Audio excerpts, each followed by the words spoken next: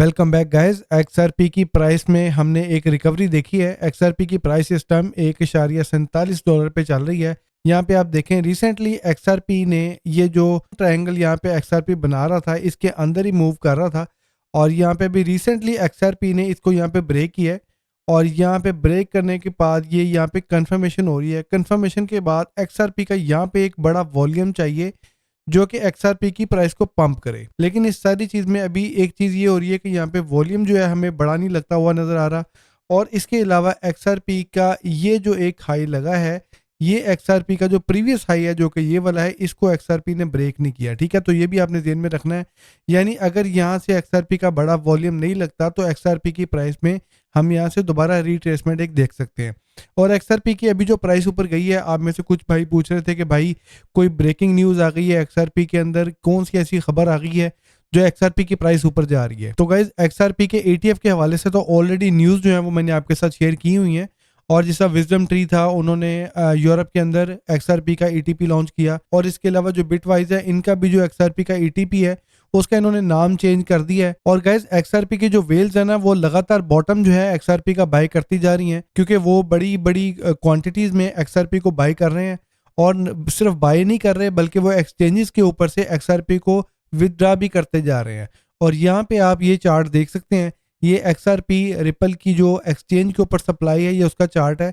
और यहाँ पे आप देखेंगे इस चार्ट में एक्सआरपी की जो सप्लाई है वो नवंबर 7 के बाद बढ़ी थी और उसके बाद नवंबर 13 से ऑनवर्ड इसकी जो सप्लाई है एक्सचेंजेस के ऊपर वो कम हो रही है। इसका क्लियरली मतलब ये है कि जो वेल्स हैं वो एक्सआरपी के टोकन्स, एक्सआरपी के कॉइन्स एक्सचेंजेस के ऊपर बाय करके उनको विदड्रा कर रहे हैं। और विजडम ट्री ने भी जो एक्सआरपी का यूरोप के अंदर ईटीपी लॉन्च किया ना, तो जो ईटीपी लॉन्च किया है ना इन्होंने एक्सआरपी का, उसके बैकएंड पे असल में इन्होंने एक्सआरपी को बाय करके कोल्ड वॉलेट्स में स्टोर कर दिया हुआ है। तो जो वेल्स हैं वो एक्सआरपी को सिर्फ बाय नहीं कर रहे बल्कि बाय करके एक्सचेंजेस से उसकी सप्लाई उठाती जा रही है। और ये एक बड़ी कॉमन से प्रैक्टिस है।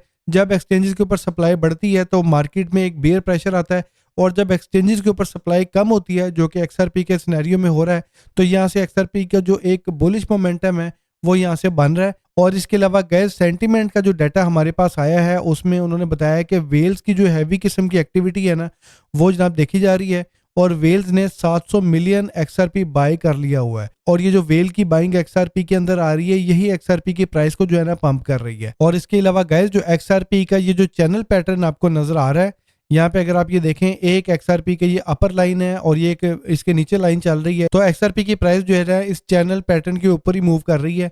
और यहाँ पे ये प्रेडिक्ट किया जा रहा है कि एक्सआरपी अगर ये चैनल पैटर्न को ब्रेक करता है तो एक्सआरपी $2.58 का एक हाई जो है ना वो लगा सकता है।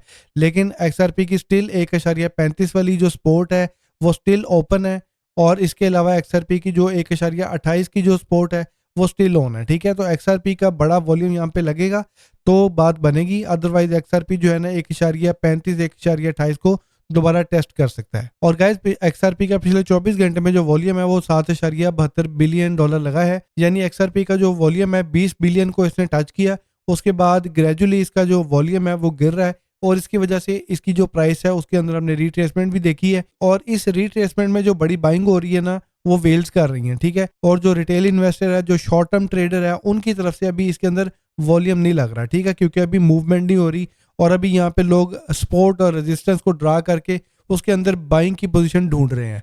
लेकिन जो वेल्स हैं उनको भाई एक क्वांटिटी बाय करनी होती है।